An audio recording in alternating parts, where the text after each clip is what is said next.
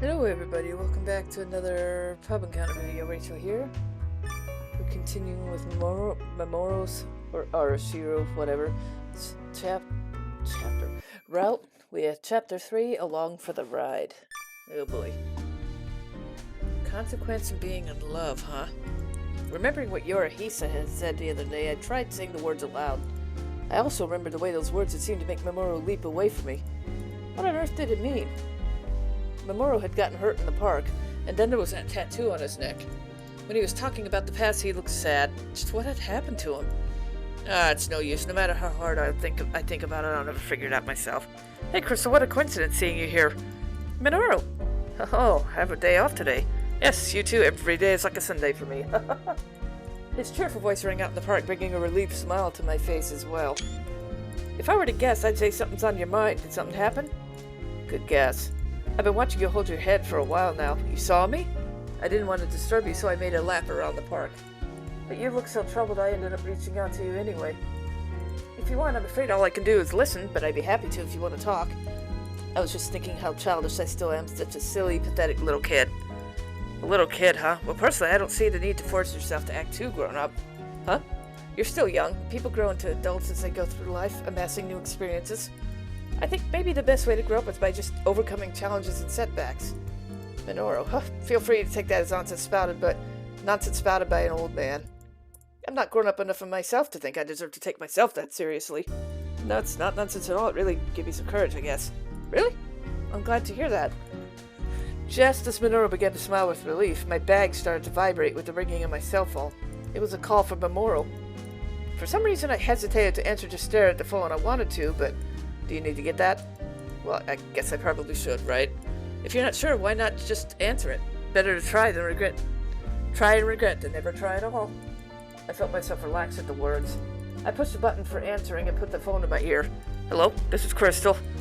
Hey, Crystal, what are you up to? I'm on a date with Minoru. Who am I? Oh, well, good for him. Well, do you think he could spare some time for me after you're done? For you? Yeah, I would really, really like to see you. The tone of his voice somehow sounded anxious to my ear. Okay, where should we meet? As I waited at the designated spot, eventually Mamoru appeared from out of the crowd. The sight of him walking toward me, looking smart in his suit from work, set my heart racing. Hey, Crystal. Hi, Mamoru. Thanks for coming to meet me here. Well, you asked me to, didn't you? After what I did to you last time, I was worried that you might hate me now. Quite unlike myself to be concerned about something like that. But you do worry about those things sometimes too, huh? Sure. Although only when it comes to you. Hearing the kind of tone of his voice, I decided to put away my worries for the time being. I wanted to be with this man, regardless of what he had in his past. Crystal, Mamoru grew suspicious of me as I merely stared up at him in silence. He pressed his rough, callous hand on my forehead. Are you feeling okay? You don't have a fever. I'm fine, just have a lot on my mind. What are you thinking about? You? After a moment of looking surprised, I said it so plainly out loud. That's a real honor. He smiled at me happily. Still grinning, he looked at my face. How about we get out of here, Crystal? Wasn't there someplace you wanted to go? Not really. Just wanted to see you again, my dear lady. Again with the teasing. It's not teasing. I'm dead serious. Come on, let's go. What? My heart started to pound furiously as Mamoru suddenly wrapped his arm around my hips. Oversensitive as usual. Doesn't that make things difficult? Make what difficult? You know. That sweet scent drifted faintly through the air, embarrassingly electrifying my whole body. I wanted to run away, but I also didn't want to leave him. I had no choice but to grab his hand off my hip and quickly start walking. This is the first time you've ever taken my hand. I'm so pleased. You gave me no choice. Oh, that's cold. Where are you going in such a hurry? I'm thirsty. Let's go to the cafe. Hey, Crystal, your face is bright red. Because he intentionally whispered so into my ear, my cheeks only blushed more. Yeah, just a little hot. Is that so? He looked at me with a teasing glance. I was sure he could see through the lie and knew exactly what I was thinking. To hide my embarrassment, I continued hurrying to the cafe as fast as I could. As soon as we got inside, he looked around and then spoke. That guy over there, is that? I turned my eyes to follow Mamoru's gaze. The person in front of us was Soichiro? Oh, Mamoru, Miss Lin. Quite a coincidence. Soichiro, what are you doing here? What else would I be doing but enjoying a delicious cup of coffee? Can we join you? Oh, certainly, I would welcome the company. He moved his things to make room for us to sit. For some reason, Mamoru avoided sitting next to me, choosing the seat next to Soichiro instead. Oh well, why would you choose to sit next to me? I assumed you're on a date with Miss Lin. I can see her face better from over here, not to mention, this way I can prevent anyone else from looking at her too. We mustn't let our beautiful princess be exposed to the gazes of any other men now.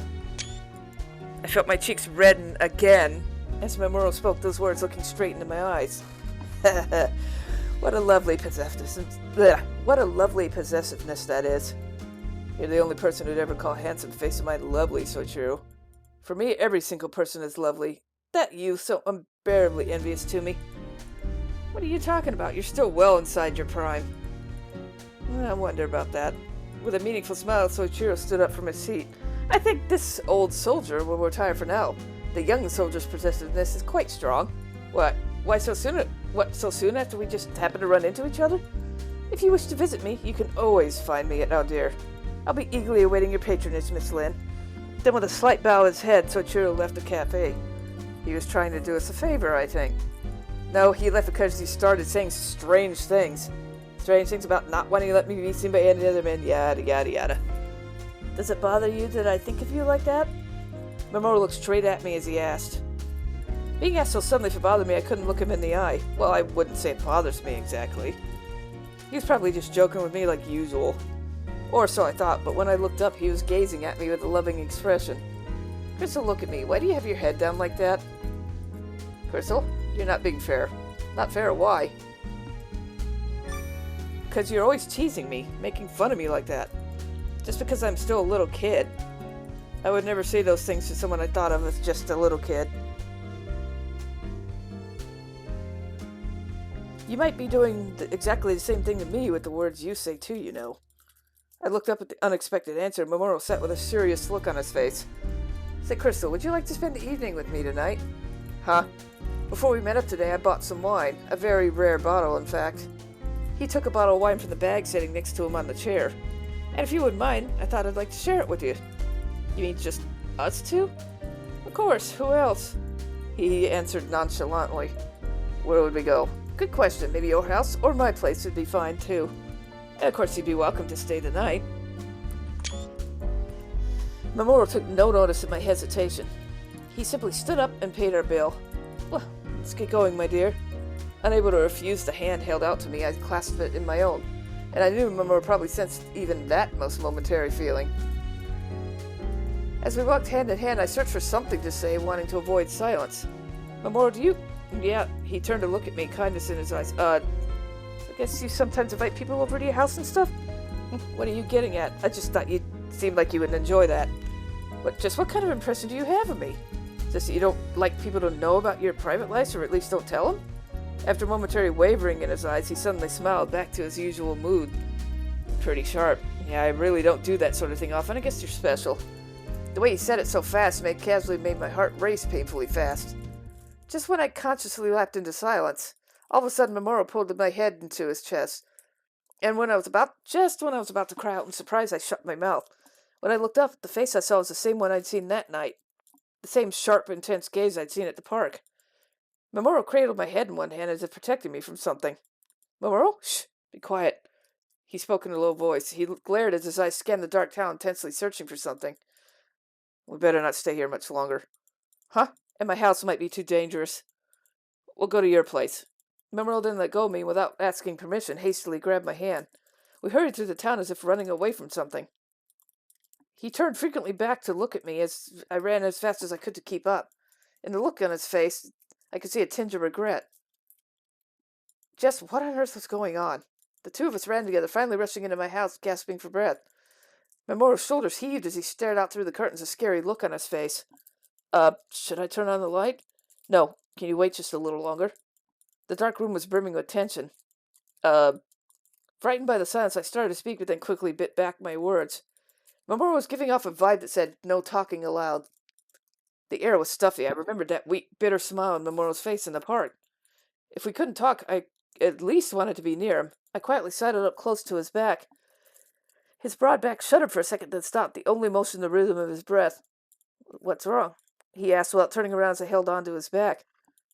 Are you hungry? I purposely asked the irrelevant question. I couldn't let the tense atmosphere get to me. I can't make anything great, but I could at least make something to thank you for the wine. The one you bought? Whatever it was called, a famous one? Just wanting him to smile and laugh like usual, I continued chattering. Sancerre Blanc Le Romand. Sound like what? That's the name of the wine. When I looked up at it, his turned around, I was met with a brilliant gaze. He gave a short smile and stroked my head. So I'm gonna not only get to stay at your house, but get a home-cooked meal, too? This is quite the honor. I really don't know if what I make will be any good. Of course it will, since you're making it for me. His hand continued softly stroking my hair.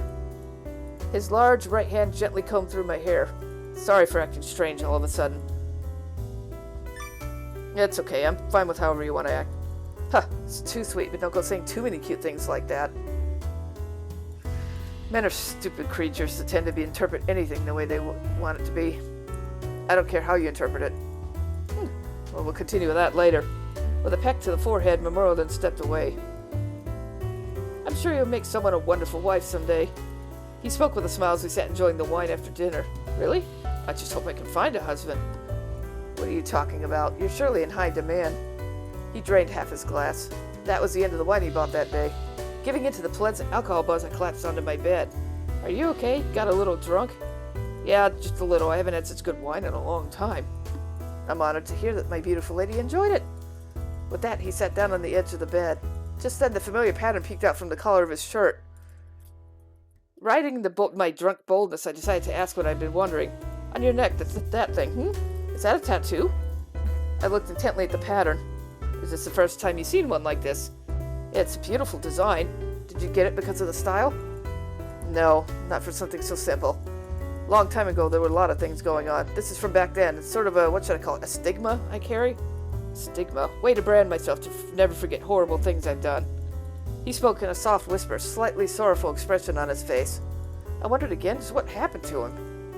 What was it gave him that look? Unconsciously, I found myself reaching my hand toward it. My right hand touched his warm skin. You're not afraid that I have a tattoo? Why would I be? Never mind. He gave a smile tinged with relief. Does this hurt? No, why? Because you were just making a face like it hurt. That's because of the way you touch me. He took my hand from his tattoo and clasped it in his own rough palm. Mamoru. What? You're a little close. You were the one who reached your hand out to me first, weren't you? But that's just because I was worried.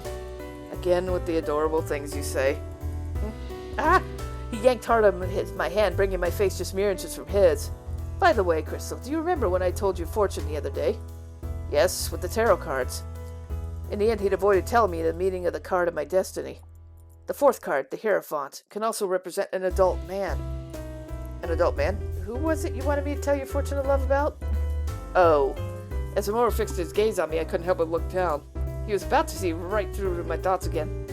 That he was the one I liked. Crystal? His hand gripped my chin. Powerless to resist, I raised my head. Our gazes met and I quickly averted my eyes. Why won't you look at me? Because. Tell me, Crystal, who is it you like? His face got even closer, soft hair brushing my cheek. Is it me? Yes. After hearing my honest answer, he let out a long sigh. What am I going to do with you? After his face twisted in sadness for a moment, he quickly flashed a sensual smile. You're the one who asked for this. With that, he reached his hand for my clothes. Hey, stop that! That what, touching you here? Or do you mean here? Stop that! His hands, lips, and tongue lovingly caressed my entire body. His touch quickly incited fiery pleasure, and I let out immodest groans of delight. Sounds like it's tough after all, being so overly sensitive like you are. Please stop, Mamoru. You really want me to stop, even feeling this good? You don't want me to touch you? No. Does that mean you don't like me? No, that's not what I meant. Without breaking a sweat, he continued vigorously, driving me crazy with his touch. He was also still fully clothed, even though I now had on next to nothing. Mamoru, do you want me to stop? Without stilling his hands, he put his lips to my ear, stimulating me with his tongue. Stop! I can't. Tell me again that you like me, then I'll stop. Trembling violently, I quickly answered, I do. Do what? I want to hear you say the whole thing. Say you like me in that cute voice of yours. Say you want me. I like you. Keep going. I want you. Well done. His passion-filled tongue now explored the inside of my mouth. Finally released, I panted heavily. From the corner of my eye, I saw him undress. Crystal, come here. Love me. guided by the words, I jumped into his arms. After a while, after we were done, I heard the faintest whispered sorry from Mamoru's lips. Oh boy.